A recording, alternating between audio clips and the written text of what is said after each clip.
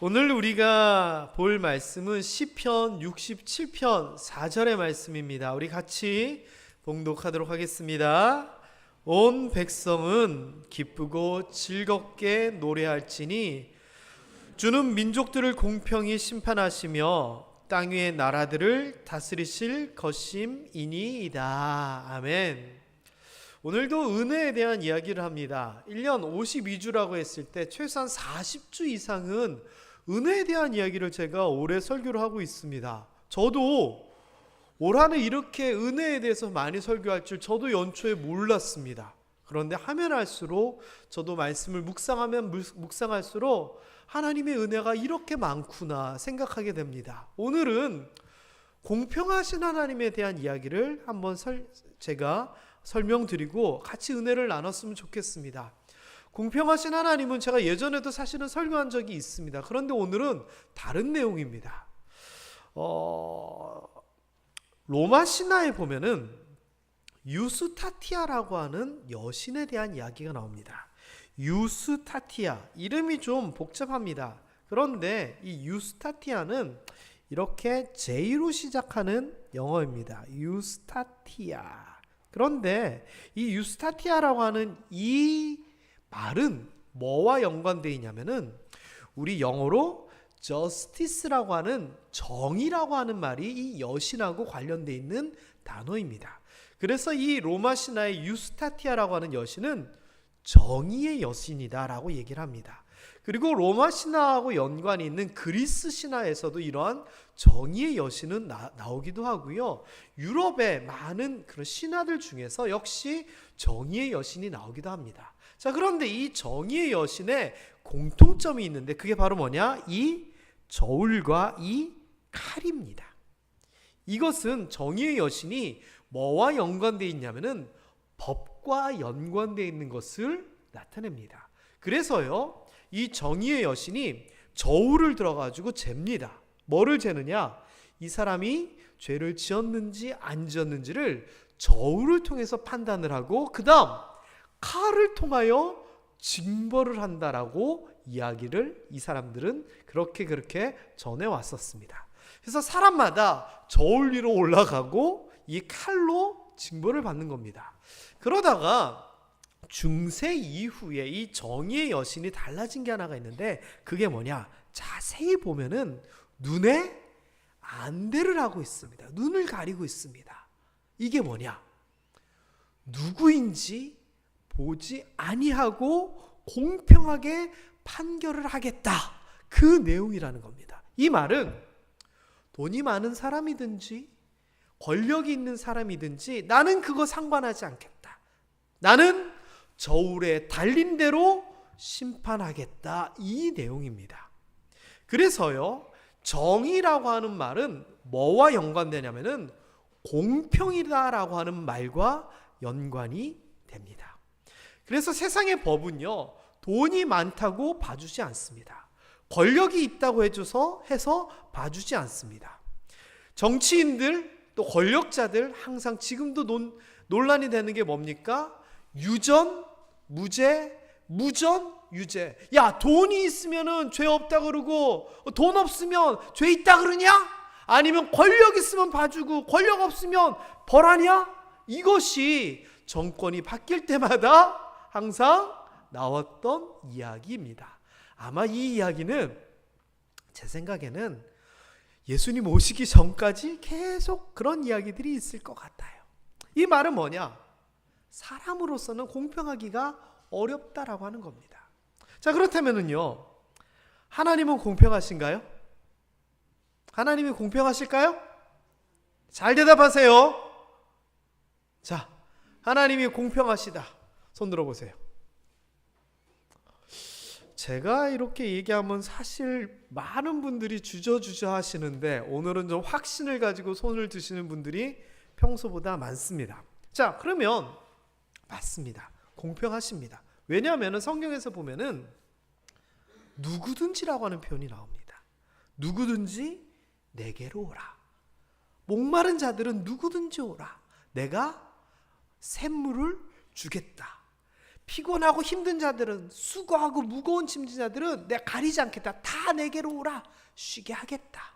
누구든지 주의 이름을 부르면 구원하겠다. 이렇게 모든 사람들에게 열려있는 구원에 대하여 하나님은 공평하십니다.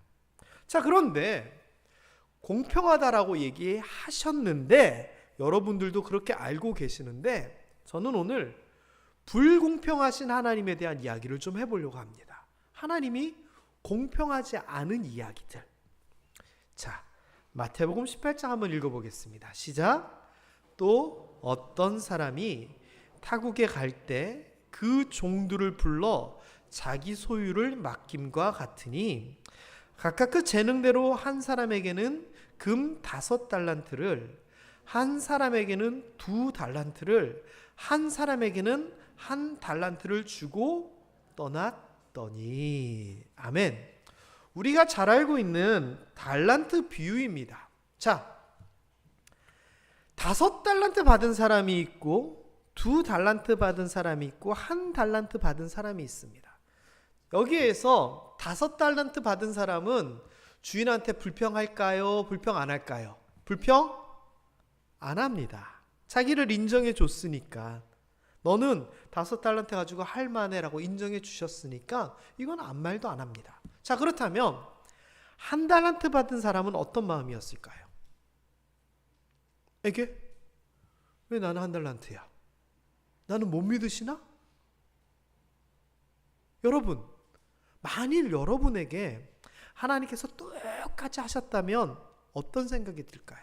예를 들면요, 여러분들이 가장 민감한 돈에 대한 이야기를 좀 해볼까요?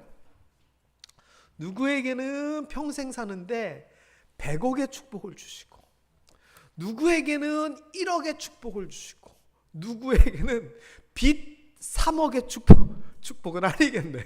빚 3억의 짐을 지고 가라고 하면, 여러분 100억의 축복을 받은 사람은 감사합니다 하겠지만, 평생 빚 지고 살아라라고 하면 여러분 공평하다는 말이 여러분 나오겠어요? 안 나오겠어요? 그 얘기입니다. 그 얘기예요. 다른 얘기 한번 해볼까요? 누구는 건강하게 살아가는데 누구는 평생 질병을 안고 살아가요.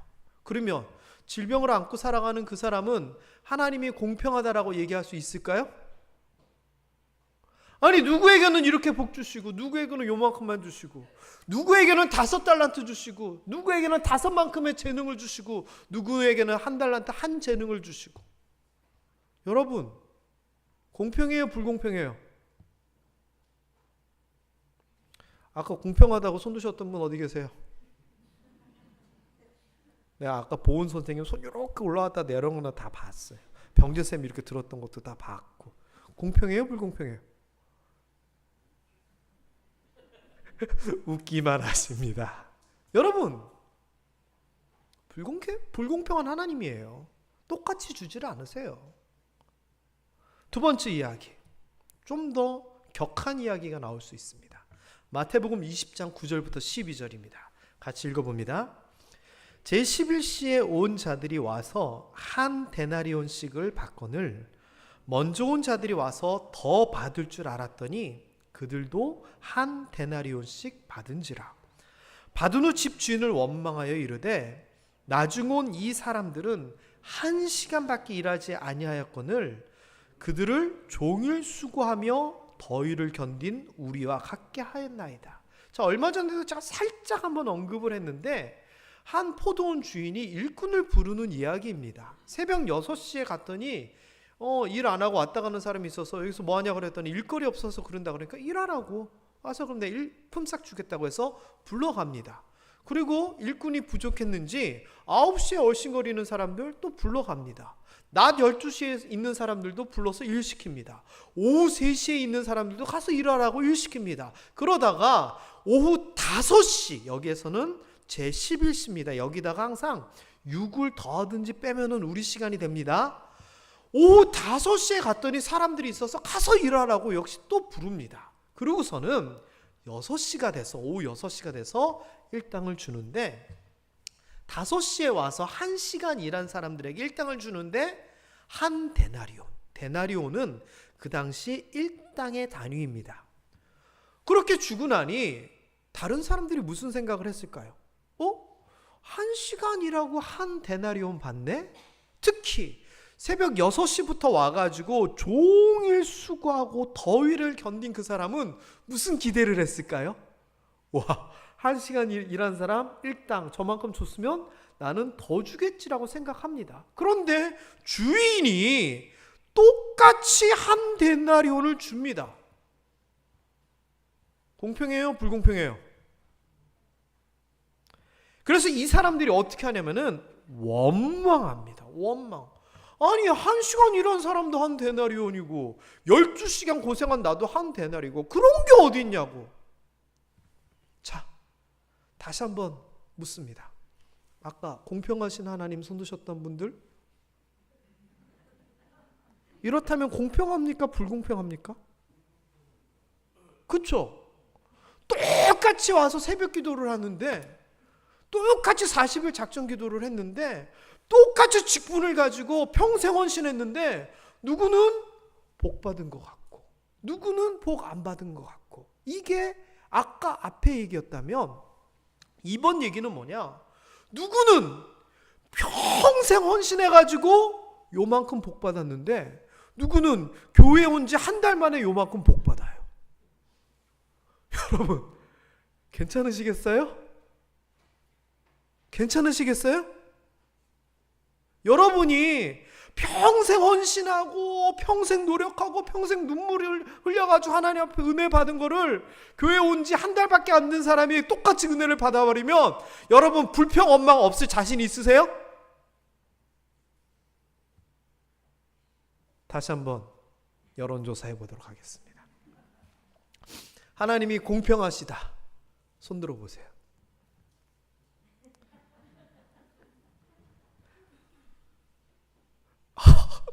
손 내리세요. 제가 왜 공평한지 물어볼 거예요. 물어볼 겁니다. 지금 손 드신 분들. 자, 세 번째 이야기 갑니다. 좀 더, 여기서는 원망이었죠? 좀 더 격한 얘기가 나옵니다. 자, 읽어봅니다. 시작. 그가 노하여 들어가고자 하지 아니하거늘 아버지가 나와서 권한대 아버지께 대답하여 이르되 내가 여러 해 아버지를 섬겨 명을 어김이 없거늘 내게는 염소 새끼라도 주어 나와 내 벗으로 즐기게 하신 일이 없더니 아버지의 살림을 창녀들과 함께 삼켜버린 이 아들이 돌아오매 이를 위하여 살찐 송아지를 잡으셨나이다. 뭔 얘기죠? 누가복음에 나오는 돌아온 탕자의 이야기입니다. 아시죠? 둘째 아들이 아버지에게 재산 물려주실 거 미리 좀 달라고 해가지고 받아가지고 저 외국으로 가가지고 다 탕진하고 써버립니다. 그리고서는 돈 없으니까 돼지 우리에서 돼지 먹는 거 주워 먹다가 아이고 내가 아버지 집에 가면은 밥이라도 먹을 수는 있겠는데 하는 생각에 집으로 돌아옵니다. 그랬더니 아버지가 이 아들에 대한 걱정으로 맨날 아들 떠나간 곳을 보다가 저 멀리 오는 걸 보고 신나가지고 가서 껴안고 어서와 잘했다면서 잔치를 엽니다. 그러면서 송아지를 잡습니다. 자, 둘째 아들은 그렇게 잘 됐어요. 첫째 아들 얘기입니다. 큰아들 얘기입니다. 열심히 일하다 보니까 집이 시끄럽습니다. 그럼 뭔 일이냐 했더니 잔치를 연답니다. 뭔 일이야? 또 물어봤더니 집 떠나갔던 둘째 아들이 요모조모조모 해가지고 하여튼 왔는데 아버지가 잔치를 열었다는 겁니다. 빨리 오라는 겁니다. 송아지를 잡았다는 겁니다. 여러분 이 상황에서 여러분 같으면 가겠어요? 안 가겠어요? 가겠어요? 안 가겠어요? 그래서 이 아들이요 노하여 화가 난 겁니다. 화가 난 겁니다. 그래서 안 들어가려고 했더니 아버지가 나와서 들어가자 권합니다. 그랬더니 아버지한테 화가 나가지고 지금 이야기하는 겁니다. 아버지, 제가 평생 아버지 앞에서 이렇게 고생하고 아버지 말씀이라면 순종하면서 살았는데 그렇게 일할 때 염소 새끼 한 마리 줘가지고 자, 너 친구들하고 같이 나눠 먹어 하신 적이 있습니까? 그런데 아버지 재산 다 탕진하고 온 저 둘째 아들, 저 망나니한테 송아지 잡아가지고 잔치하노. 이거 뭡니까? 자, 아까 손 드신 분들, 공평해요, 불공평해요? 예? 이게 뭐가 공평해요?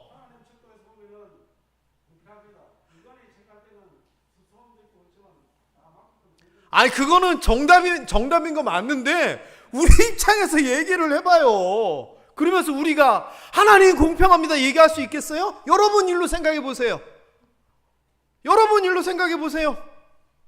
진짜 여러분 일로 생각해 보세요. 여러분, 저랑 여러분의 관계로 생각해 보세요. 똑같이 신앙생활 열심히 하고 똑같이 헌신하고 그랬어요. 그런데 그 중에서 한 사람은 교회도 안 다니고 교회도 엉망진창이에요. 근데 제가 그분만 오면 버선발로 나가가지고 어서 오시라고 막 그러고, 그분에 대해서 식사하셨냐고 모시고 가고 밥도 그분하고만 먹고, 그러면 여러분은 기분 좋겠어요, 안 좋겠어요? 우리 목사님은 열심히 하는 나는 하나도 신경 안 쓰고 저 사람만 신경 쓰네. 서운하겠어요, 서운 안 하겠어요? 그건 안 서운해요? 감사합니다. 다른 얘기 해볼까요? 여러분이 학생이라고 생각해봐요. 공부도 열심히 하고 선생님 말도 잘 듣고, 그런데 선생님 하나도 안 이뻐하고 맨날 말썽 부리고 학교도 안 하고 그런 애들만 이뻐해요. 공평해요? 차라리 똑같이 해주면 내가 이해는 하겠어. 이 큰형님 입장에서는 절대 공평하다 생각이 안 들어요. 그런데 그 반응이 뭐냐? 노하여입니다. 노하여. 우리는 사실은요, 이 이야기들의 스토리를 아니까 그래도 하나님이 공평하시지, 마장로님 말씀이 맞아요. 그런데 엄밀히 따져보면 사건에 대해서 주시고 베푸시고 이런 것들에 대하여 공평하게 주시질 않아요. 다 달라요. 누구는 5달란트, 누구는 조금 일했는데 똑같이 1달란트, 누구는 오히려 거꾸로 열심히 일했는데 염소 새끼 하나 받지 못하고 놀다 온 아들에게는 송아지 주시고. 여러분, 남의 얘기라 생각하지 마시고 여러분이 이 일을 겪었다 생각해 보세요. 1달란트를 받았고 12시간을 일했고 아버지에 대하여 순종하면서 평생 일했다라고 생각해 봐요. 그런데 그러한 우리들에게 하나님께서 이렇게 대하시면 과연 공평하시다고 우리가 얘기할 수 있을까요? 저는요, 공평하시다고 손 드신 분들 존경해요.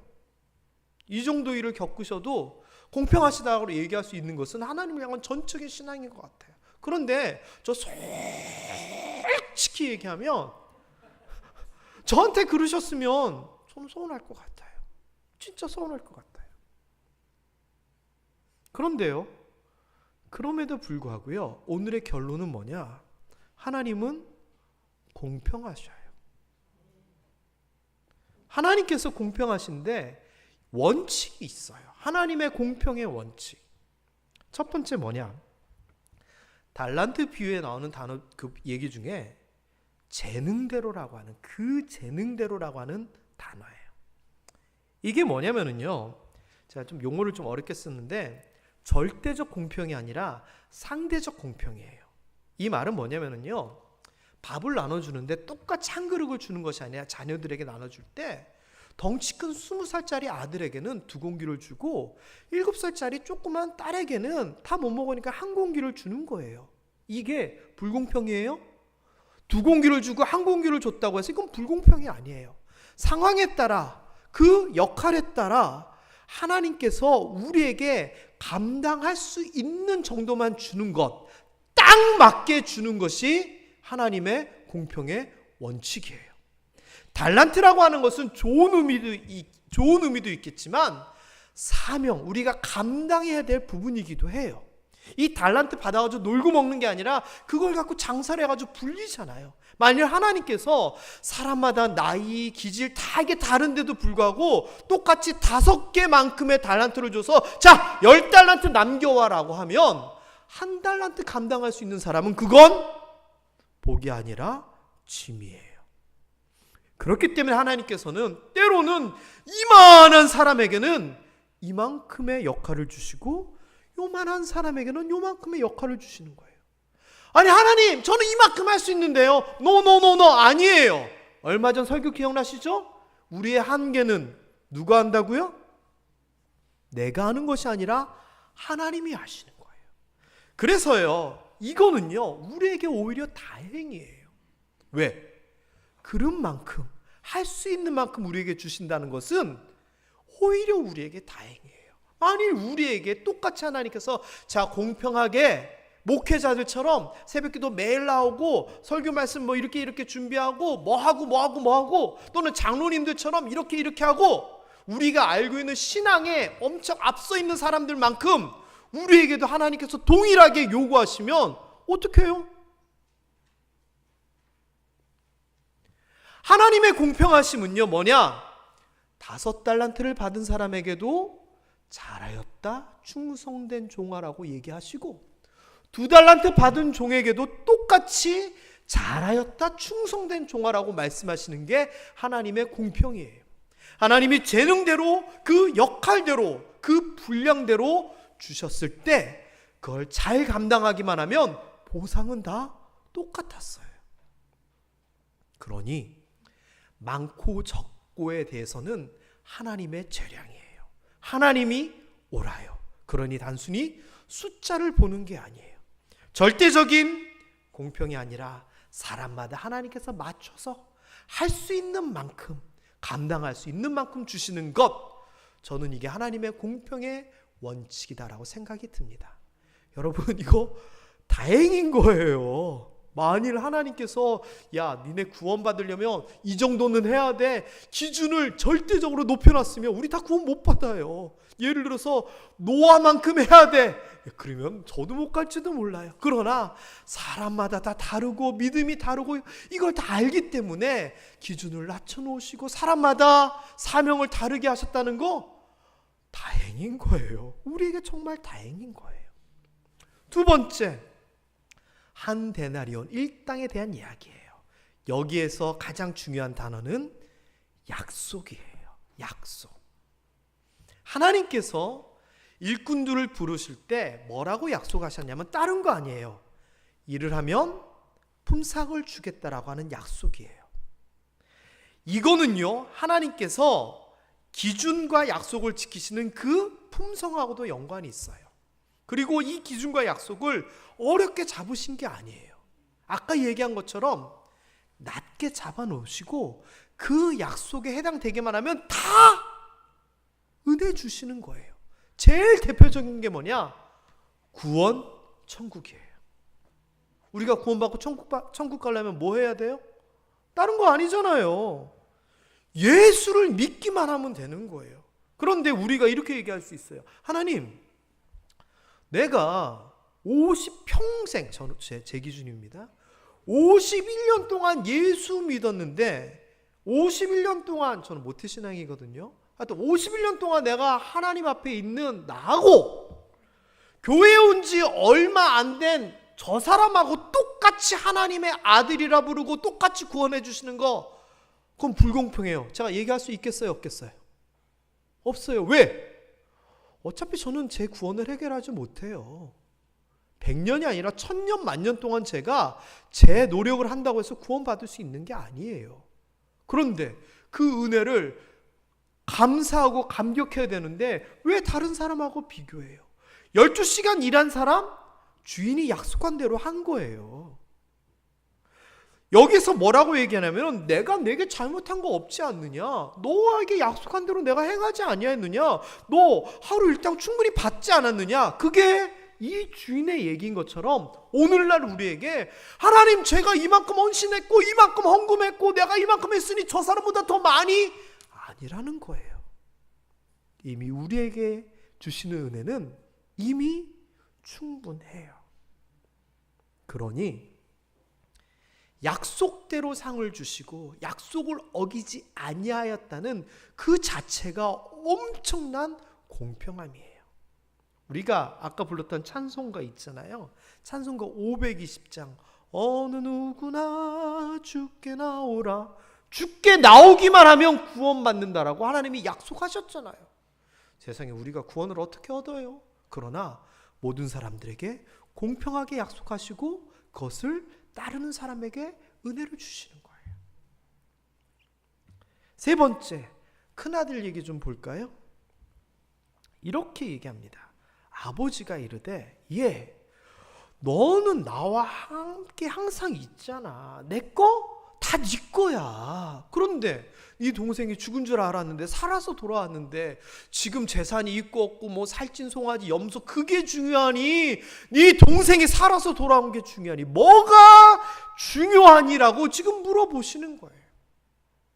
동생이 살아와가지고 그 송아지를 주고 염소를 주고 뭐 아버지가 재산을 떼어주고 그거 누구 재산이에요? 엄밀히 따지면 다 아버지 거예요. 살찐 송아지, 염소 다 아버지 거예요. 그런데 아들 입장에서 그 서운하다 할 수 있을까요? 사실은 아니에요. 게다가 아버지가 뭐라고 얘기하냐면은 그 송아지 하니 아깝냐? 내가 이 나머지 있는 거 다 넣어줄 건데. 큰아들 입장에서는 사실 서운하다고는 얘기할 수 있을지만 손해볼 건 하나도 없는 거예요. 앞으로 받을 것만 있는 거지요. 게다가 아버지가 묻는 거예요. 야, 네 동생이 중요하니 그 송아지 한 마리가 중요하니 본질을 중요시 여기는 공평이라는 거예요. 내가 너를 사랑하고 너에게 주는 만큼 네 동생도 사랑하고 주는 거다. 아버지 입장에서의 공평은 사랑이에요. 다른 이야기로 한번 예화를 들어볼까요? 형제가 자전거 시합을 해요. 근데 형이 나이도 많고 훨씬 자전거를 잘 타고 동생은 잘 못 타요. 근데 동생들 특징이 뭐죠? 형님 이기려고 하잖아요. 그래서 형아 시합해 이래서 시합을 하게 됐어요. 그러니까 형님 입장에서 웃긴 거죠. 근데 아버지한테 이제 얘기하는 거예요. 아버지 절대 도와주면 안 된다고. 얘 지가 나보다 못하는데 계속 우기는데 아버지 도와주지 마세요 이래요.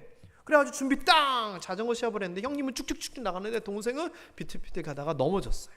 아버지가 이렇게 세워줘야 돼요? 말아야 돼요? 그게 공평이에요? 시합이니까 가만 놔두는 게 아니에요. 다쳐서 울고 있는 아이를 이렇게 세우고 잡아주고 형 따라서 갈 수 있게 잡아주는 게 사랑이에요. 그게 진짜 공평이에요. 큰 아들도 사랑하고 작은 아들도 사랑하고. 근데 형이 얘기하는 거예요. 아버지 시합이었는데 왜 이렇게 세워주냐고. 불공평한 거 아니냐고. 아버지 입장에서는요, 시합이 중요한 게 아닙니다. 큰아들을 사랑하는 것처럼 작은 아들을 사랑하고 큰아들이 어려움을 겪을 때 도와주는 것처럼 작은 아들을 도와주는 겁니다. 그 이야기를 하는 겁니다. 그게 형제의 자전거 시합 이야기이고 여기서 말하는 아버지가 어느 게 중요한지를 묻는 바로 그거입니다.